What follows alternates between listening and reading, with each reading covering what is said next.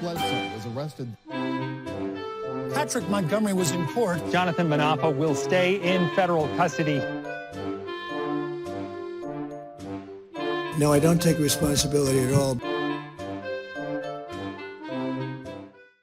Hey everyone, welcome to the show. 71-year-old former Coast Guard and Florida man David Lesperance traveled to D.C. with the minister of his church, James Cusick, and Cusick's son, Casey.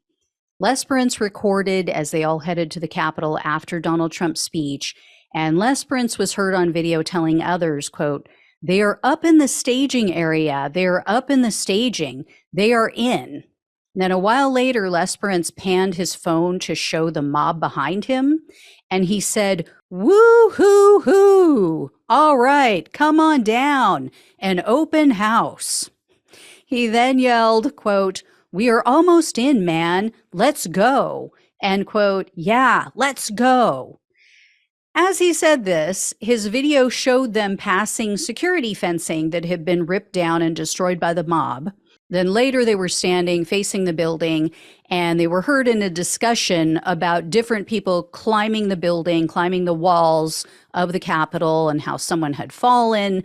So they knew this wasn't a peaceful demonstration, peaceful protest at this point. Then after that discussion, the video showed them walking by barricades that had area closed signs on them. And Lesperance was heard saying, quote, "We're home. The people are home." And then the video showed them passing by a line of officers. And as they neared the building, Casey was heard saying, quote, "Pepper spray, Dad." So a short time later, they were seen on surveillance video illegally entering the Capitol. There were alarms blaring. You could see police in the video wearing riot gear. But they moved further into the building. They walked through several areas of the Capitol. And while they were in the Capitol crypt, Lesperance commented on an announcement that he heard through a megaphone. And he asked, quote, "Did he say we're not supposed to be here?" I mean, what was your first clue?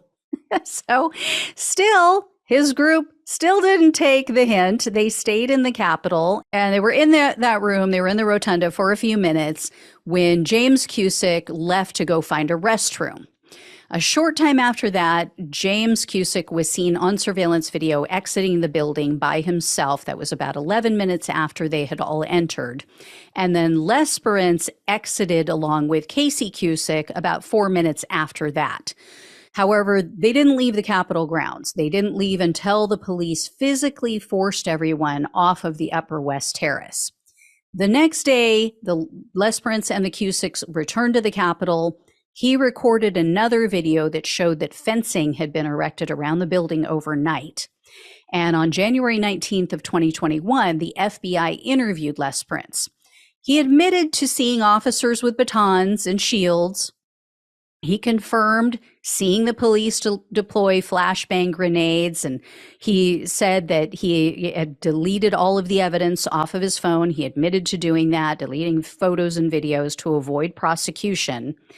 But he wasn't completely honest.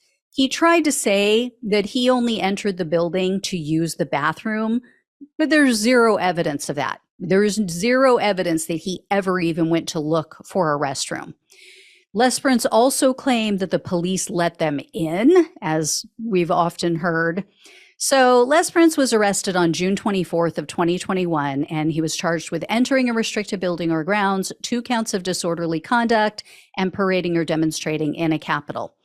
As with his co-defendants, Lesperance refused a plea deal, and in July of 2023, following a 5-day trial, he was found guilty on all counts. He faced up to 1 year in prison, 1 year of probation, and $100,000 in fines. But the prosecutor requested only 7 months in prison, 1 year of probation, 60 hours of community service, and $500 in restitution. U.S. District Judge John Bates presided over Lesperance's case, and he's not the toughest judge, to say the least. I couldn't find any details about what was said at the sentencing hearing, but Lesperance was sentenced to only 10 days in prison, 2 years of probation, a $3,000 fine, and $500 in restitution. So as I said with his friends' cases, this is BS.